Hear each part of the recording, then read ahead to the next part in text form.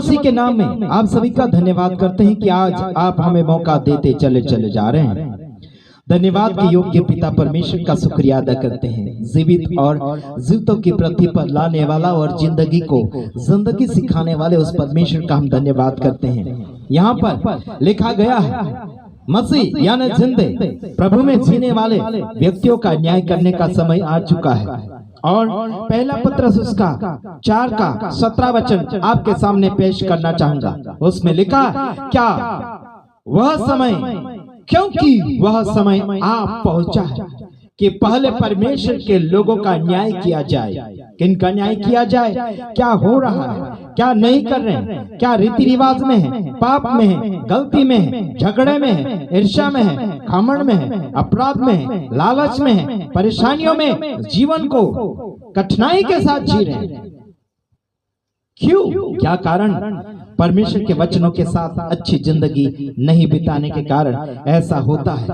यहाँ लिखा क्योंकि वह समय आ पहुंचा है कि पहले परमेश्वर के लोगों का न्याय किया जाए। और जब न्याय का आरंभ हम ही से होता, देखो होगा तो उनका क्या अंत होगा जो परमेश्वर के सुसमाचार को नहीं मानते। आपसे और मुझसे शुरुआत होगा तो उनका क्या होगा अंत? जो परमेश्वर के वचन को या फिर सुसमाचार को नहीं मानते और नहीं सुनते और जो जानते नहीं है उनकी क्या कंडीशन होगी, उनका क्या हालत होगा? जवाबदारी आपकी है। आप अगर परमेश्वर के वचन लोगों तक नहीं पहुंचाएंगे, जवाबदारी आपकी है। प्यार और मोहब्बत नहीं बांटेंगे, जवाबदारी आपकी है। उनका भी न्याय होगा, आपका भी न्याय होगा। पहले आपका और मेरा होगा। आज मैं आपके सामने ये पेश करना चाहता हूँ इन बातों को कि आपका और मेरा न्याय के समय क्या बिना कलंक निकलेंगे, बिना दाग के निकलेंगे? खरी शिक्षा है, अच्छी शिक्षा है तो घमंड के साथ बांट रहे हैं। प्यार और मोहब्बत के साथ बांटना चाहिए और समझ के साथ बांटना चाहिए, बुद्धि के साथ बांटना चाहिए, हिल मिल कर रहना चाहिए। भले सांसारिक बातों में नहीं मिलते लेकिन आत्मिक बातों में मिलाने के लिए कोशिश करें। तो आइए उन लोगों का भी न्याय होगा जो परमेश्वर के वचन को जानते नहीं और मानते नहीं। उनका भी न्याय होगा जो जानते हैं और लोगों को समझाते हैं, उनका भी होगा। तो आप कौन सी कंडीशन में, कौन सी जगह, क्या हालत में, ये देखिए। आगे देखते हैं 18 वचन। यदि धर्मी व्यक्ति ही कठिनता से उद्धार पाएगा तो अभक्तिहीन और पापी का क्या ठिकाना? अरे अगर धर्मी व्यक्ति, प्रचारक व्यक्ति, सेवक सेविका व्यक्ति कठिनाई से उद्धार को प्राप्त करते चले जा रहे हैं, उनको ही कठिनाई मिल रही है, वही उनको ही कठिन सा लग रहा है उद्धार पाने के लिए, तो आम जनता का क्या होगा? अब भक्ति वालों का क्या होगा? पापियों का क्या होगा? मतलब अच्छी जिंदगी नहीं जी रहे हैं, इसके लिए नहीं तो खुद उद्धार पा रहे हैं और ना ही अन्य जाति तक उद्धार का प्रचार ले जा रहे हैं और ना ही उनको उद्धार सरल रीति से बता पा रहे हैं। क्या कर पाएंगे? कठिनाई सी नजर आ रही धार्मिकता को भी। पापियों को कैसे उद्धार दिला पाऊंगा? धार्मिक लोग ही तो उद्धार पाने में कठिनाई महसूस कर रहे हैं, तो पापियों का क्या यार? देखिए 19 वचन।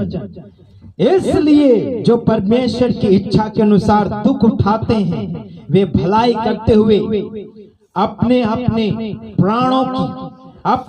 प्राण को विश्वास योग्य सृजनहार के हाथ में सौंप दे। किसके हाथ में सौंप दे? जो परमेश्वर की इच्छा के अनुसार चलते हैं, उसके दुख में भाग लेते हैं, या भलाई करते हुए अपने प्राण को क्या करें? विश्वास योग्य परमेश्वर के हाथ में सौंप दें। क्या आज और कल परमेश्वर के हाथ में अपने जीवन को सौंपने के लिए कभी तैयारी की या नहीं? अपनी मर्जी से अपने जीवन को चला रहे हैं, अपनी मर्जी से प्राण को इस्तेमाल कर रहे हैं। क्या परमेश्वर की इच्छा को कभी जानने के लिए कोशिश जारी की या नहीं की? यह सवाल परमेश्वर को सौंपने के लिए अपने जीवन को, अपने प्राण को, अपने शरीर को तैयार किया या नहीं किया? भाषाओं के कारण या फिर शिक्षाओं के कारण जिंदगियां बिगाड़ते चले जा रहे। सच्चाई को मानना कबूलात नहीं कर रहे, क्योंकि यीशु सच्चाई है, क्योंकि यीशु सच्चाई बताने में कामयाबी है। यीशु में कामयाबी है, यीशु में जिंदगी है। जिंदगी और मौत का खुलासा केवल यीशु देता है। हाँ जी, सुन रहे हैं कि नहीं? जिसके कान हैं वो सुन ले। परमेश्वर कलीसिया से क्या कहता है? परमेश्वर की आत्मा आपसे और मुझसे बातचीत क्या करती है? ये आपको मद्देनजर रखना होगा। हालांकि आपको इंसानों या फिर लोगों के अधीन में नहीं, बल्कि परमेश्वर के अधीन में रहना है। हेलो, एक्सक्यूज मी, समझ में आता होगा तो समझदारी से काम लीजिए। नहीं समझ में आता होगा तो आपको परमेश्वर से समझ शक्ति मांगने की आवश्यकता है। संसार भर में उपास से रहते चले जा रहे हैं, परमेश्वर को हासिल करने के लिए, परमेश्वर में मजबूत होने के लिए, लेकिन मन के ऊपर ध्यान नहीं दिया जा रहा, शरीर के ऊपर ध्यान दिया जा रहा। उपास से कर रहे हैं, बल्कि लोगों को बोलते हुए दिखावा उपास,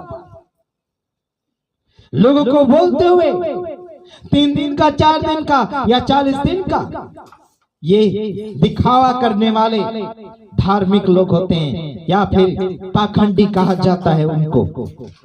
पाखंडपना लोगों को जाहिर रूप से बताया जा रहा है, बल्कि सच्चाई नजर नहीं आ रही, खराई नजर नहीं आ रही, दिखावा नजर आ रहा है, सब दिखावा नजर आ रहा है। दुख उठा रहे हैं, किस कारण? दुनिया के कारण, अपनी करतूते के कारण दुखों को उठा रहे हैं, लेकिन परमेश्वर के कारण नहीं। जैसी करनी वैसी भरनी, मेरा यह कहावत आपके लिए लागू हो जाएगा। संसार भर में लोग अपनी करनी के साथ जीवन को जीना चाहते हैं, अपनी करनी के साथ धार्मिकता प्रकट करना चाहते हैं, बल्कि परमेश्वर जैसा बताते हैं उस बात को मद्देनजर नहीं रखते, बल्कि अपनी करतूतों को मद्देनजर रखते हुए परमेश्वर के कामों को बताने के लिए कोशिश करते हैं। बल्कि आपको इतना कहना चाहूंगा, आपका न्याय, मेरा न्याय, आम जनता का न्याय होगा कर्मों को मद्देनजर रखते हुए। तब क्या होगा? आपके कर्म को देखकर अन्य जाति के लोग सीखना चाहिए, आपके भलो कामों को देखकर अन्य जाति के लोग सीखना चाहिए। आपके कामों को देखते हुए परमेश्वर की बढ़ाई, परमेश्वर की प्रशंसा होना चाहिए, उस स्वर्ग में रहने वाले परमेश्वर की प्रशंसा होना चाहिए।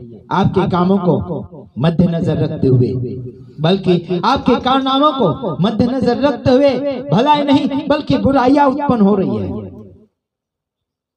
बुराई के अलावा कर ही क्या सकते हैं? जगत भर के सेवक सेविका, धार्मिक गुरु, धार्मिक पंडितें, उनका अगर निष्कर्ष अगर निकाला जाए तो बुराई के अलावा ज्यादा कुछ नहीं निकलेगा।